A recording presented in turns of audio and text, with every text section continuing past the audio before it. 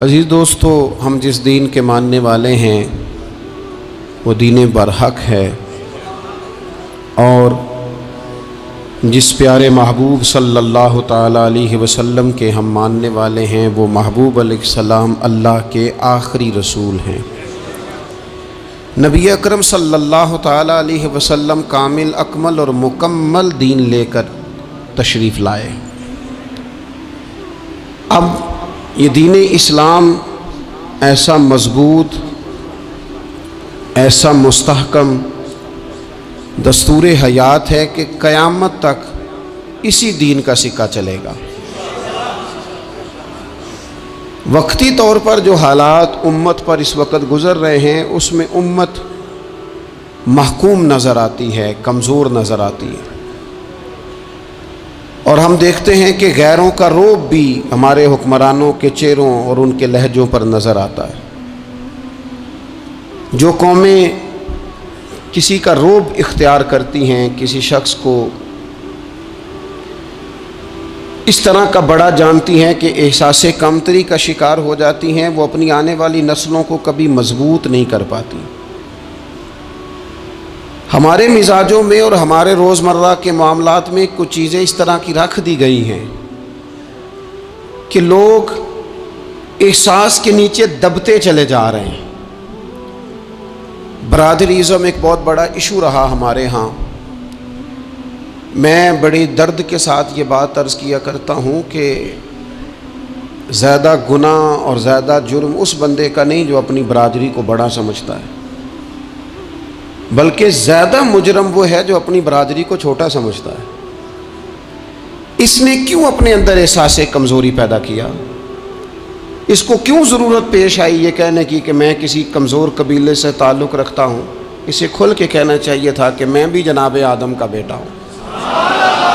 اسے کھل کے کہنا چاہیے تھا کہ میں بھی رسول رحمت کا غلام ہوں، میں بھی اللہ کا بندہ ہوں۔ کھل کر بات کرنی چاہیے۔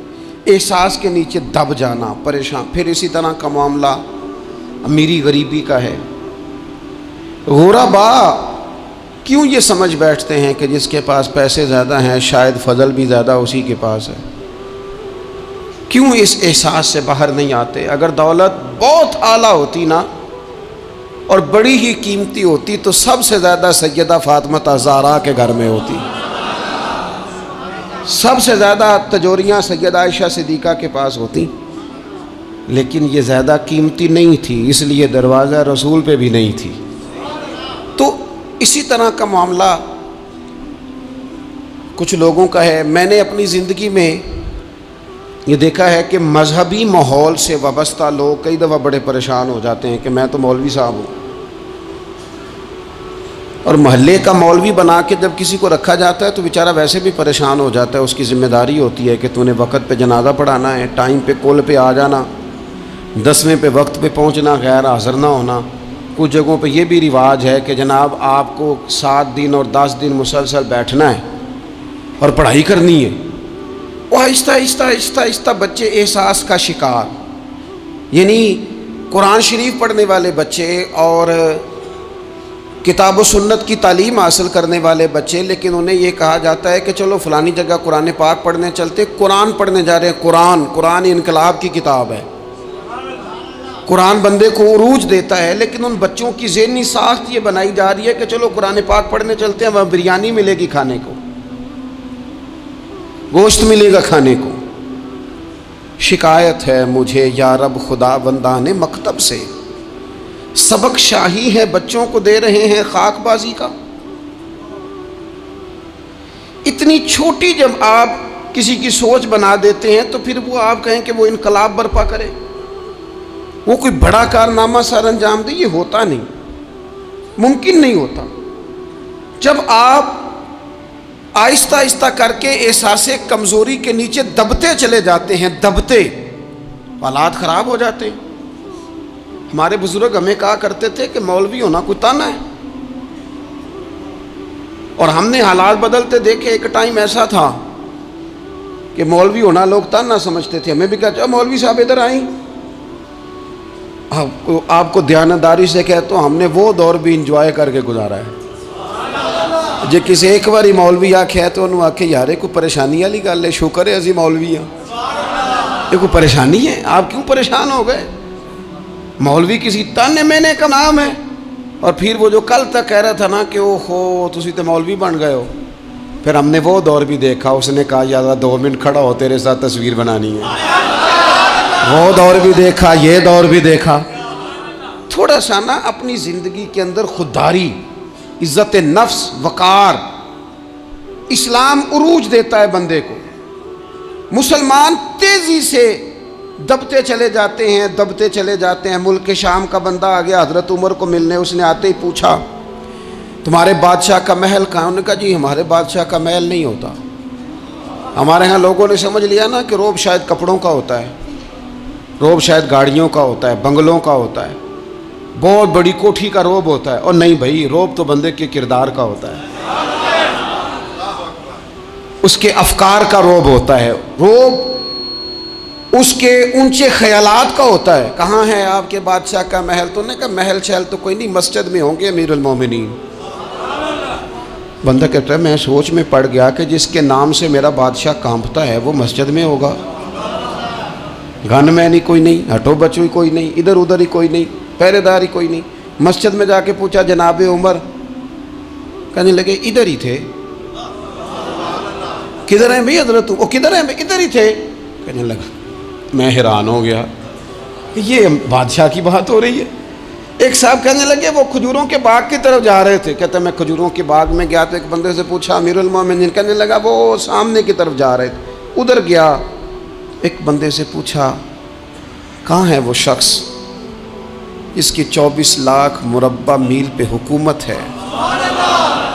कहाँ है वो शख्स जो मदीने में बैठ के नारा लगाता है तो कैसर और किसरा कांप जाते हैं? वो बंदा किधर है कि जिसकी बात जगह जगह होती है, जिसका तज़किरा सुना है कि उसे देख के शैतान भी रास्ते बदल जाता है। उन्होंने कहा वो देख रहे हो खजूर के दरख्त के नीचे कुएं के साथ मिट्टी का ढेला तकिए की जगह रख के वो जो तामत बांधे कुर्ता पहने सोया है वही तो फारूक आजम है। वो शख्स कहते हैं उमर सोए थे। शेर सोया भी हो तो उसका रोब होता है। शेर जो होता है, शेर कभी सो भी जाए ना तो लोग फिर भी खौफ खाते हैं और उसके जागने का खौफ खाते हैं कि ये कहीं जाग ना जाए। शेर जो हुआ, कहते हैं हजरत उमर सोए थे पर मैं करीब गया तो मेरे वजूद पे रोब तारी हो गया, रोब। और मेरी ज़ुबान से बेसाख्ता ये जुमले निकले कि उमर तो इंसाफ करके सोया है ना, तो मिट्टी के ढेले पे भी तुझे सुकून की नींद है। खुददारी, वक़ार, इज्जत, ये एहसासे कमतरी से बाहर निकलें। हमने अपने बच्चों को मसल डाला है, वो तुसी माड़े दे बच्चे हो, तुसी तो नहीं ना आगे जा सकते, वो असी गरीब लोग ना बेटे तू फलाने के साथ ना जाया। हमने अपने बच्चों की ख्वाहिशात तबाह कर दी, कमज़ोर करके रख दिया, इन्हें बार बार सिखाया हमने। खुददार था वो बाप जिसकी थोड़ी सी आमदन थी पर वो गर्मियों में अपने पुत्र से कहता था पुत्र बड़ोले में दाने डाल दिए हैं, तुम्हारी माँ ने मर्तबान में अचार डाल दिया है, लो अब सारी गर्मियाँ परवाह कोई नहीं। वो खुददार लोग थे। लेकिन आज ये दीन गालिब होने के लिए आया है, मुसलमान ने गालिब होना है। ये थोड़ा अपनी ज़ात से उठकर जब सोचेगा ना, बड़ी बात करेगा, बड़ी सोच पैदा करेगा, बड़ा इसका मिजाज होगा, खुला इसका दिल होगा, तो फिर ना ये ज़रा सर उठा के जिएगा। कुरान मजीद की जो है करीमा मैंने तिलावत की, अल्लाह करीम ने फरमाया हुवल्लज़ी अरसला रसूलहू बिलहुदा व दीनिल हक़, फरमाया वो कादिर मुतलक है जिसने अपने रसूल को हिदायत और हक दे के भेजा है।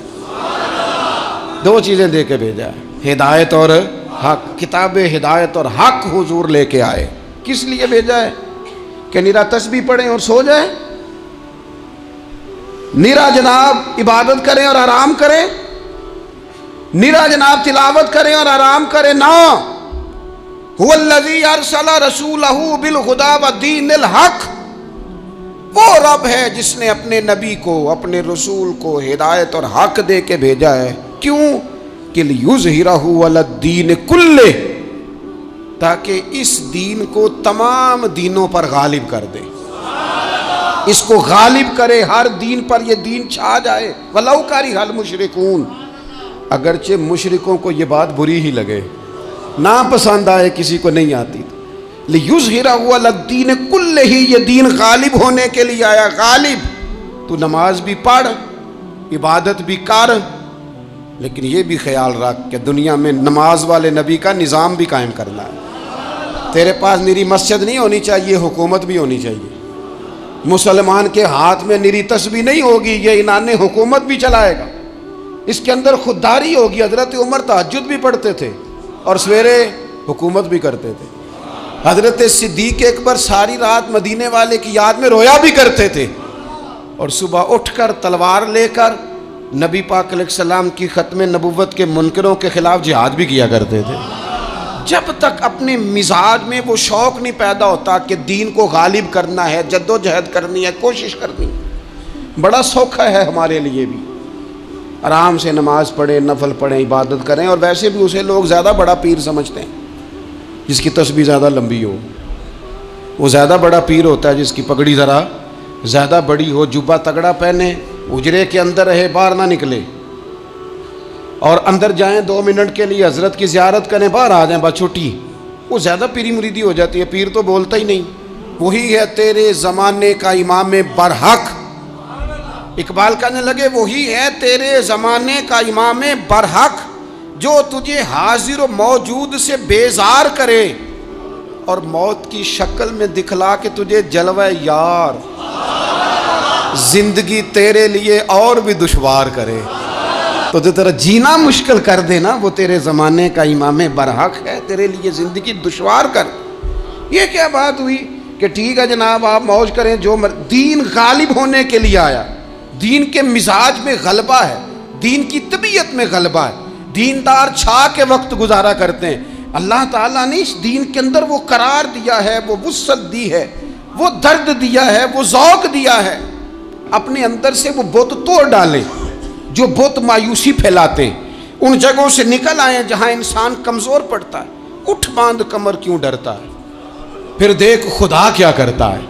آگے کی طرف دیکھیں، آگے کی طرف دیکھیں۔ میرے نبی اکرم صلی اللہ تعالیٰ علیہ وسلم نے فرمایا حالات جتنے بھی خراب آ جائیں، ماحول جتنا بھی بگڑ جائے، امت پر دشواری جتنی بھی آئے، حضور علیہ الصلوۃ والسلام نے فرمایا ہے یہ دین اسلام ہے، یہ مسلم کے لفظ ہیں، حضور فرماتے ہیں یہ دین ہمیشہ قائم رہے گا، اور فرمایا ایک جماعت ہوگی پوری میری امت کی جو دین اسلام کے دفاع میں کام کرتی رہے گی، جد و جہد کرتی رہے گی، کوشش کرتی رہے گی، ہمت کرتی رہے گی۔ میرے عزیز حضور نے فرمایا ہمیشہ یہ دین قائم رہے گا، اور ایک جماعت ہمیشہ اس دین کے لیے کام کرتی رہے گی۔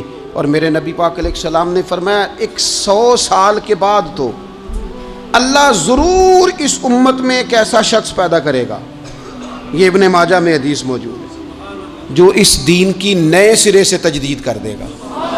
وہ لوگ آتے رہے، جب حالات بڑے بگڑے تو حضرت عمر بن عبدالعزیز آ گئے، حالات کا رخ بدل کے رکھ دیا۔ پھر معاملات بڑے بگڑے تو امام شافعی جیسے لوگ آ گئے، غوث اعظم جیلانی جیسے لوگ آ گئے۔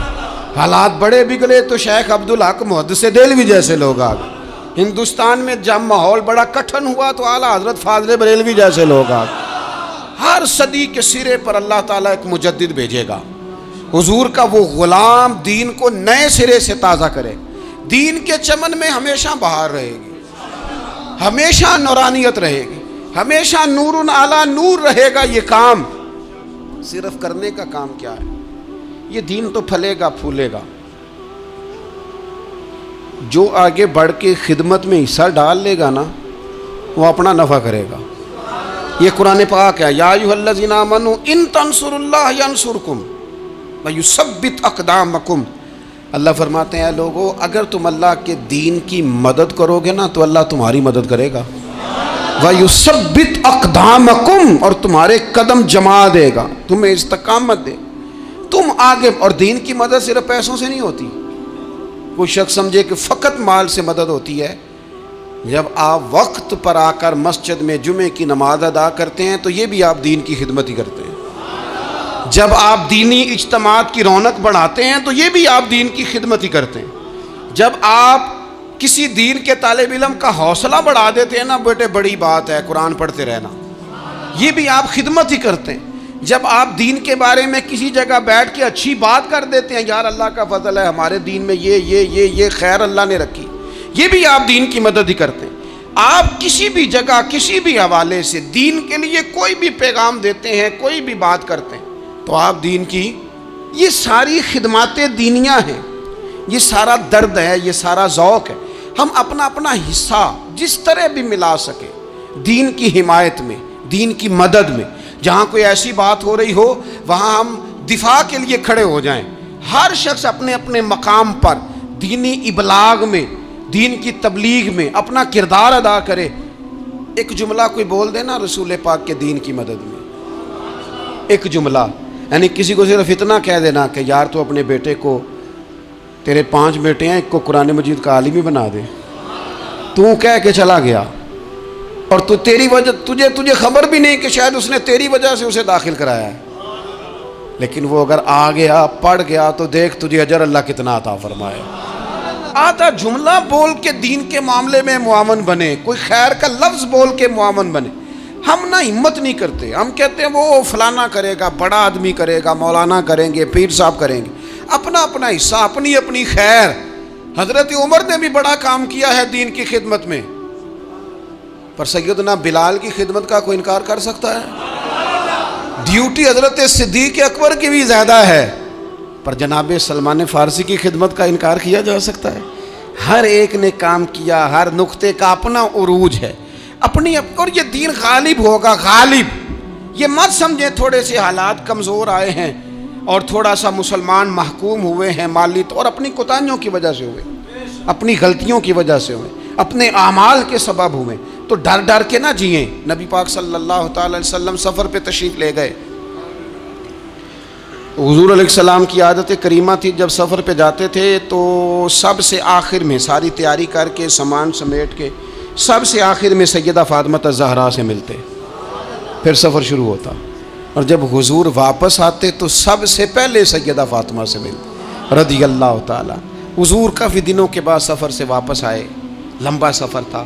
سیدہ فاطمہ الزہرا رضی اللہ تعالیٰ عنہ سے ملنے گئے. نبی پاک صلی اللہ تعالیٰ علیہ وسلم کا چہرہ نور دیکھ کے تو سیدہ فاطمہ تڑپ کے روئیں، رو پڑی. حضور نے فرمایا فاطمہ کیا ہوا؟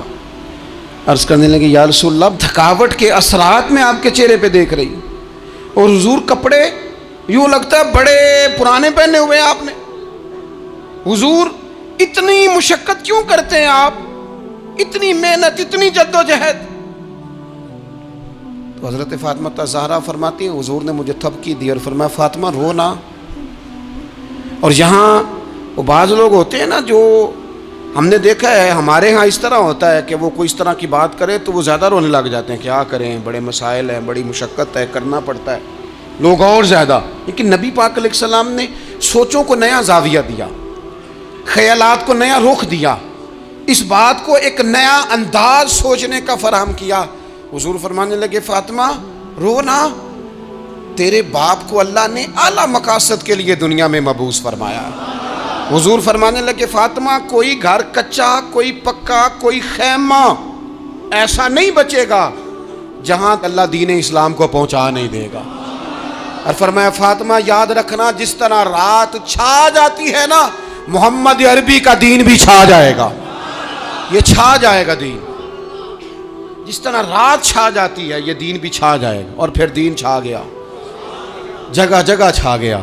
یورپ میں بھی اذانیں پڑھی جانے لگی، امریکہ اور افریقہ میں بھی قرآن پڑھا جانے لگا. جگہ جگہ جگہ جگہ رسول اللہ صلی اللہ علیہ وسلم کے دین کی بات ہونے لگی. کہا فاطمہ گھر کچا ہو یا پکا ہو، خیمہ ہو، ہر جگہ یہ دین پہنچے گا. اور دین پہنچا. دوستو کمزوری وقتی طور پر ہے، حالات وقتی طور پر ہیں. مسلمانوں نہ گھبراؤ، خدا کی شان باقی ہے. یہ دین فطرت ہے. یہ دین اپنی حقانیت کی وجہ سے پھیل رہا ہے، کسی کا محتاج نہ یہ کسی کے زور لگانے. مسلمانوں نہ گھبراؤ، خدا کی شان باقی ہے. ابھی اسلام زندہ ہے، ابھی قرآن باقی ہے۔ یہ کافر کیا سمجھتے ہیں جو ہم سے روز الجھتے ہیں؟ ابھی تو کربلا کا آخری میدان باقی ہے، ابھی تو آخری میدان لگے گا میدان کربلا میں، اور فکر حسینی کے علم بردار میدان میں نکلیں گے، یزیدی سوچوں سے ٹکرائیں گے، اور بڑے سینے تیار ہیں جو اس کے لیے پوری جدوجہد کریں گے۔ ابھی تو کربلا کا آخری میدان باقی ہے۔ اپنی زندگی کے اندر قوت ارادی پیدا کریں، کچھ کر لینے کی ٹھان اپنے مزاج میں پیدا کریں۔ کمزوری آ جاتی۔ عدی بن حاتم جو تھے نا، یہ حاتم تائی کے بیٹے تھے، بادشاہ کا بیٹا تھا، زمانہ بڑا دیکھا تھا، بڑے بڑے وزیروں مشیروں، ساری زندگی اعلیٰ سطحی وفود سے ملاقات ہوئی۔ عدی حضور کی بارگاہ میں آئے، مسند امام احمد بن حنبل میں موجود۔ تو اسلام پر ابھی غربت کا دور تھا، چند لوگ مسلمان ہوئے تھے۔ نبی پاک علیہ السلام نے فرمایا عدی کلمہ پڑھ لو۔ تو عدی کہنے لگے میں تو پہلے ہی ایک دین کا ماننے والا ہوں۔ حضور فرمانے لگے جس دین کے تم ماننے والے ہو اس دین کو میں تم سے زیادہ جانتا ہوں۔ حضور فرمانے لگے جس دین کے تم ماننے والے ہو اس میں کیا یہ لکھا ہے کہ مال غنیمت کا چوتھا حصہ کھا جاؤ؟ کہنے لگے نہیں۔ تو فرمایا کھا کیوں جاتے ہو؟ عدی کہتے ہیں چونکہ یہ ہمارے اندر کی بات تھی بادشاہوں کی، تو میں نے فوراً سر تسلیم خم کر دیا، میں نے فوراً سر جھکا دیا، میں نے کہا آپ بات ٹھیک کر رہے ہیں۔ حضور فرمانے لگے اب اگلی بات بھی کروں یا رسول اللہ فرمائیے۔ فرمایا پتہ ہے تم دین کیوں نہیں قبول کر رہے؟ یہ بھی مجھے پتہ ہے۔ یا رسول اللہ کیوں؟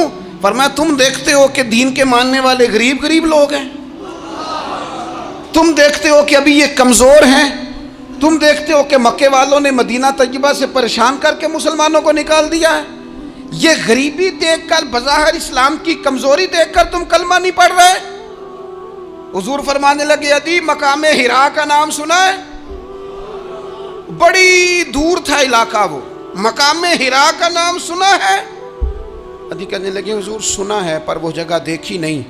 محبوب فرمانے لگے سن، میں وہ وقت لے کے آؤں گا، میرا دین اس طرح نافذ ہوگا کہ ایک عورت مقام ہرا سے اونٹنی پہ اکیلی بیٹھے گی اور اکیلی آئے گی اور آ کے بیت اللہ کا طواف کرے گی، سوائے اسے اللہ کے کسی کا خوف نہیں ہوگا، رب کے علاوہ کسی سے نہیں ڈرے گی۔ یہ دور آئے گا، تو دیکھ رہا ہے کہ صرف مکے پہ حکومت نہیں دنیا پہ مسلمان چھا جائیں گے۔ اور حضور فرمانے لگے کسرا کا نام سنا ہے؟ کہا حضور وہ تو بظاہر اس وقت بڑا تگڑا بادشاہ ہے۔ فرمایا اس کے علاقے بھی فتح ہوں گے، وہ خزانے مسلمانوں کے پاس آئیں گے۔ اور فرمایا تو تیسری بات نبی پاک نے بیان کی، فرمایا تو یہ دیکھ رہا ہے کہ مسلمانوں میں غربت ہے؟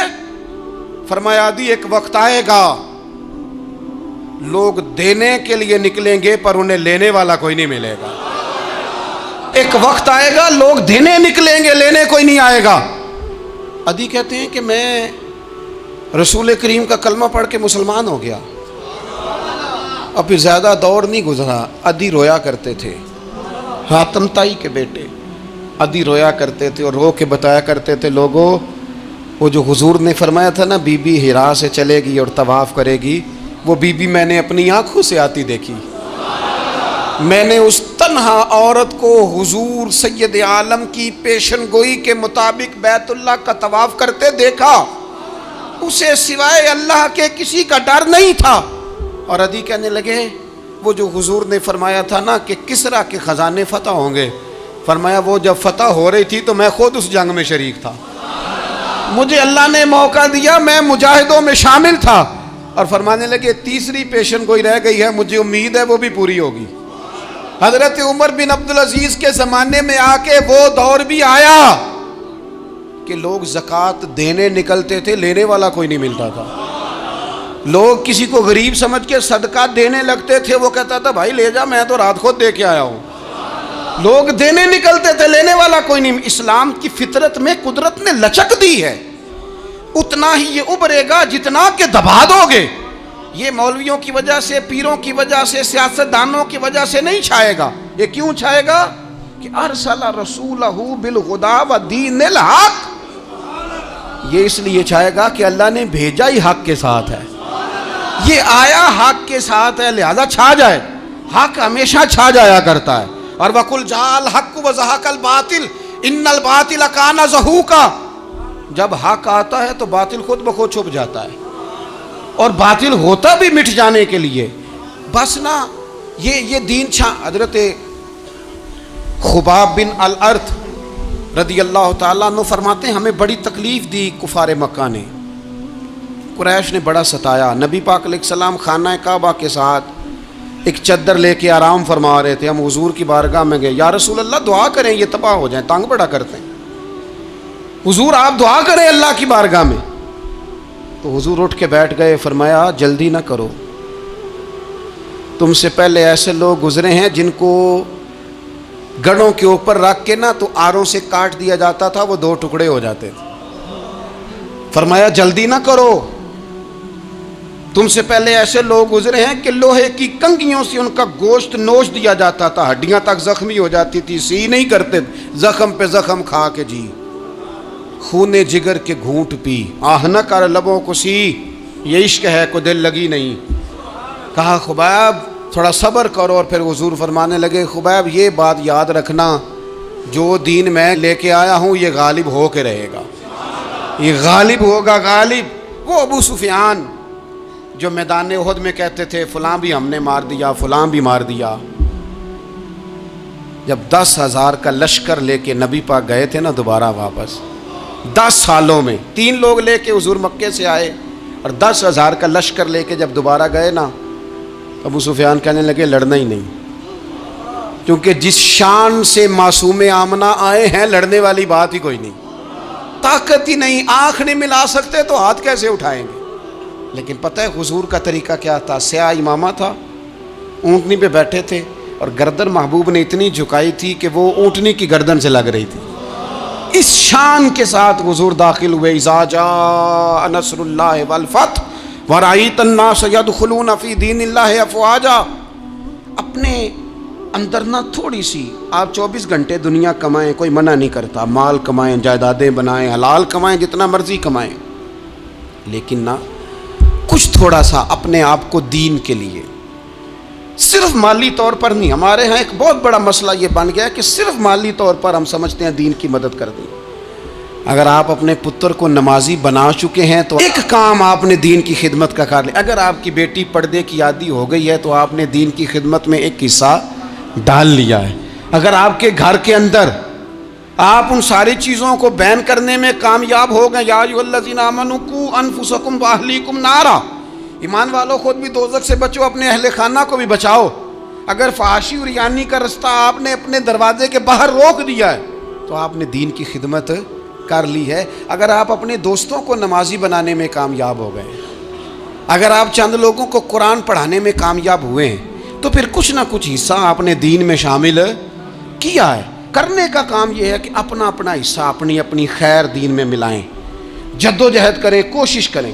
2 جملے بول کر، جب کوئی بندہ کہہ رہا ہو نا جی بڑا مشکل ہے دین پہ عمل کرنا، تو اسے کہیں دین پہ ہی چلنا تو آسان ہے، دین پہ چلنا ہی تو آسان ہے۔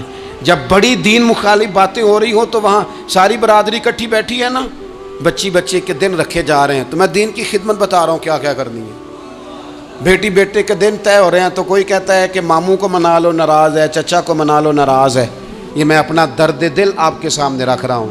دین کی خدمت یہ ہے کہ ایک بندہ بیچ میں سے بولے، وہ کہے او شادی میں کوئی غیر شرعی کام نہ کرنا، سب کو منا رہے ہو تو کہیں رب رسول کو ناراض نہ کر لینا۔ یہ تیری دین کے لیے خدمت ہو جائے گی، یہ تیری دین کے لیے خدمت ہو جائے گی۔ وہ جس شخص نے جاتے جاتے رستے میں کہا تھا نا حضرت عبداللہ مزنی کو کہ میں ایک مدینے میں چاند چڑھا دیکھ کے آیا ہوں کہ جس کے قریب سے جو گزرتا ہے اسے بھی نور ملتا ہے، تو اس کی ایک بات گھر کر گئی، جناب عبداللہ مزنی مدینے والے کے عاشق ہو گئے۔ آپ کہہ دیں بات پھیل جائے گی، اللہ اسے پھیلا دے گا۔ اپنے مقام پر بیٹھ کر اپنے میں فیکٹری کے مالک سے کہا کرتا ہوں کہ تو نا مسجد ضرور بنا چھوٹی سی، دفتر والوں سے کہا کرتا ہوں کہ یہاں نا نماز باجماعت کا بندوبست ضرور کراؤ۔